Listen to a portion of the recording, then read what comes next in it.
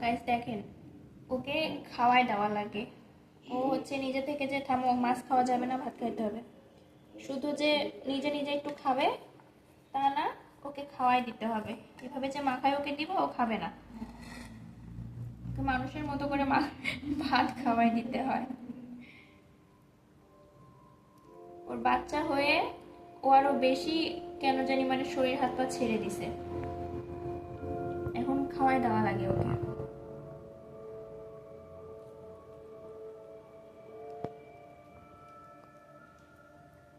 এই যে এগুলো খাও, হাতে কামড় দিও না। গাইস, ওর নাম পুষি। ও হচ্ছে আমার বাসায় অনেক ছোটতে আসছিল, তখন থেকে ওকে পালা।